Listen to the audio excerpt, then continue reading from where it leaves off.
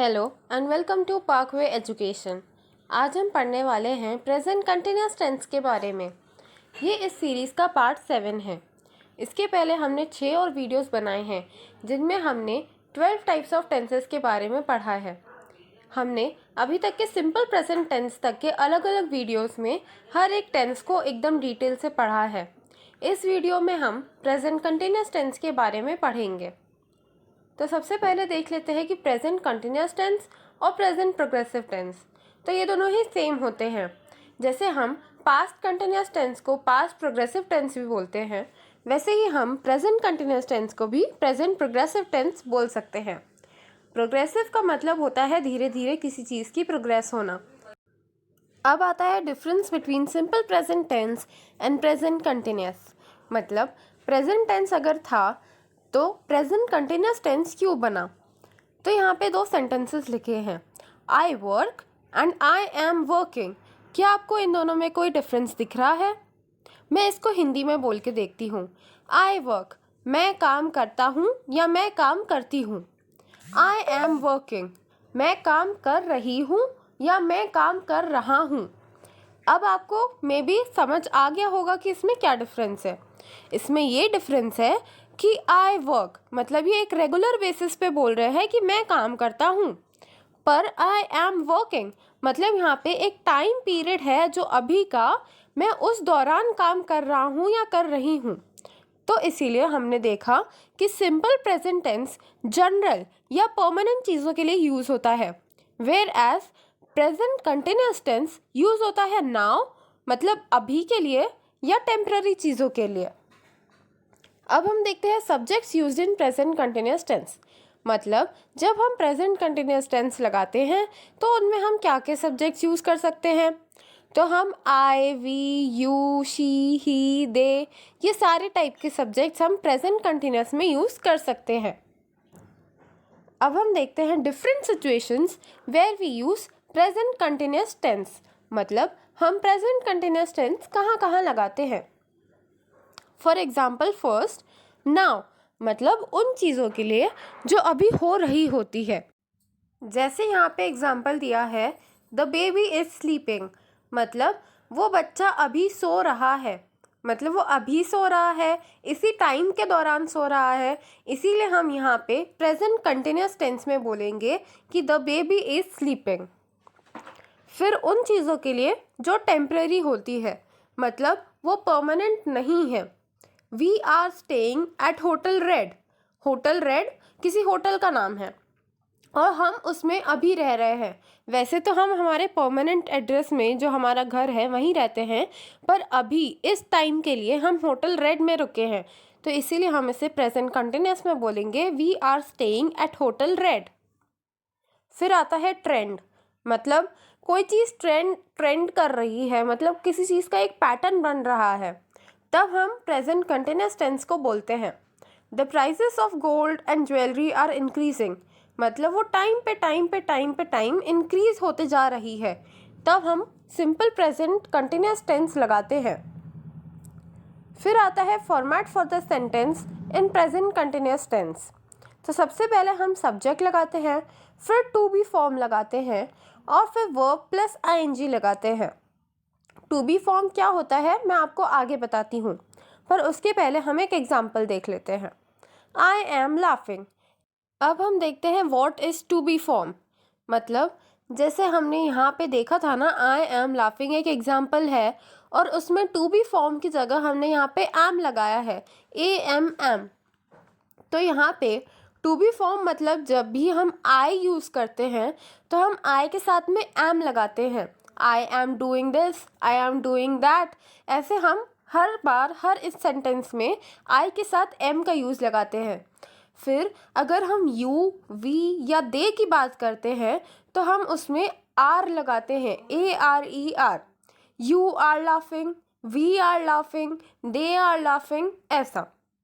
अब अगर हम ही, शी या इट लगाते हैं तो अब हम उसके साथ टू बी फॉर्म में इज़ लगाते हैं।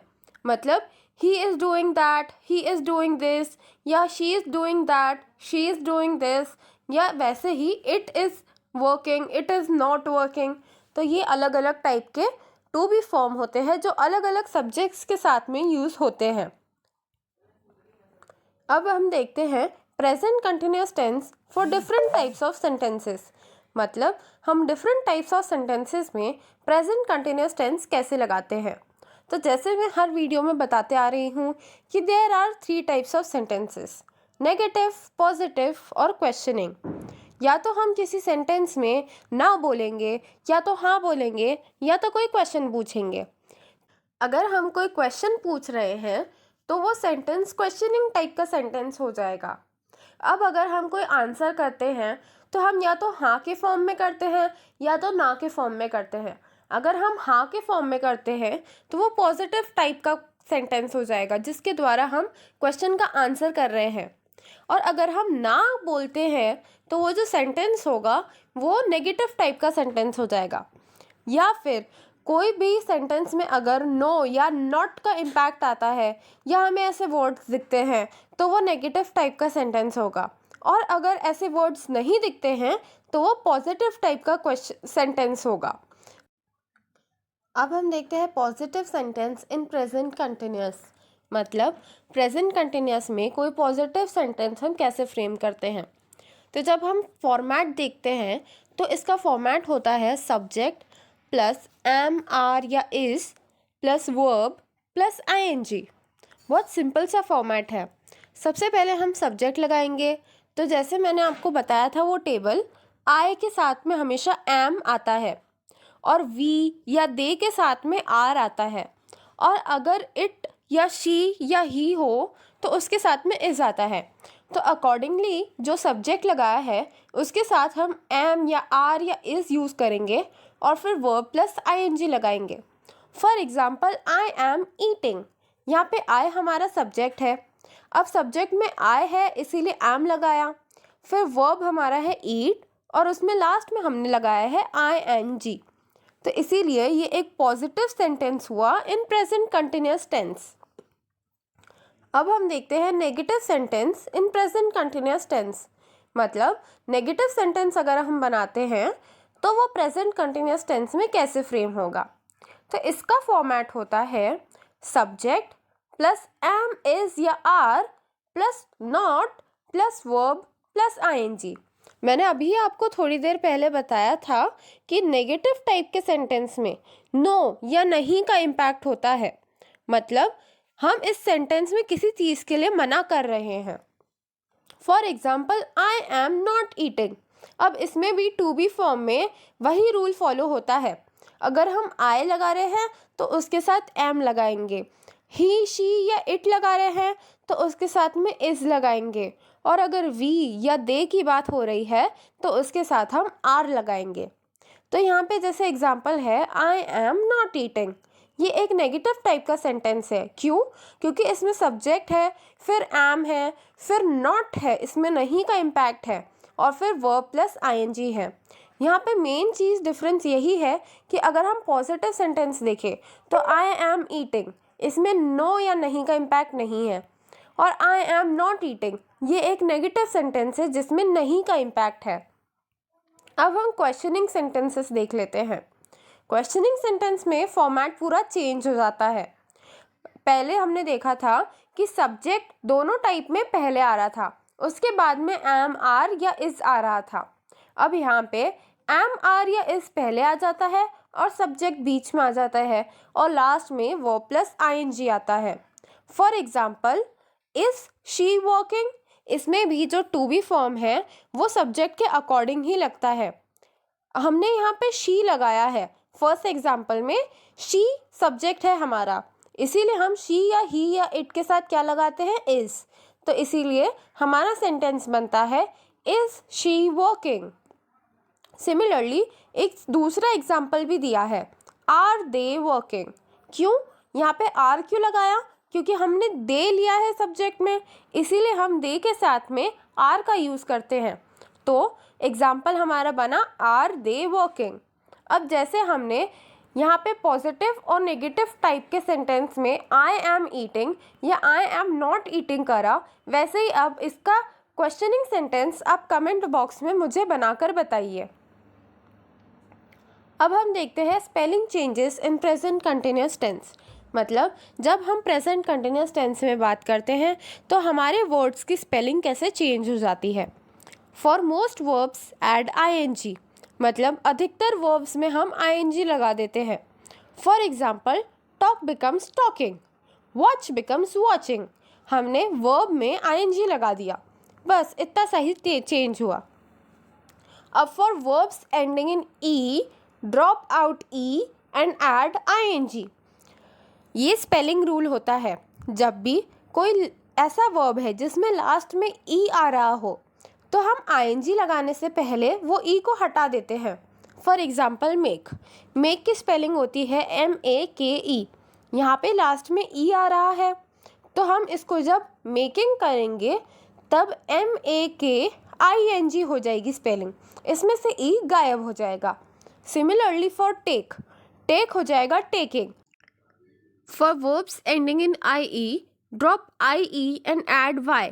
अब यहाँ पे हमने लिखा तो नहीं है कि ing ऐड करना है, but obviously simple present continuous tense में हमेशा हम ing लास्ट में लगाते ही हैं, तो ये मैंडेटरी है।